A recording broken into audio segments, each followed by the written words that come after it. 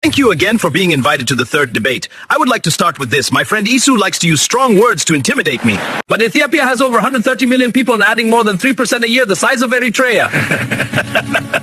Thank you for the third debate. Let me start with this. Those who never learn from history's mistakes are doomed to repeat them. The population imbalance he mentioned was also true during our struggle to free Eritrea from Ethiopian colonialism, and it didn't stop us then. It even went 1 to 50 in the last 7 campaigns to completely destroy and defeat us, but we still stood victorious.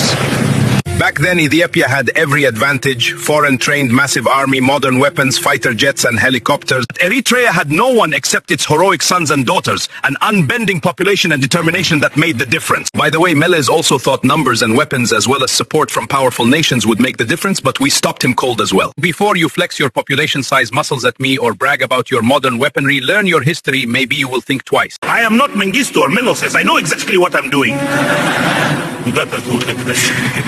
I know you aren't. You are the worst to lead Ethiopia. With all their shortcomings and evil plan against Eritrea, they kept Ethiopia as one nation. They didn't have Oromia agenda. Take a good mental note on the 7th grade brain of yours. You will not take an inch of Eritrean territory under my watch.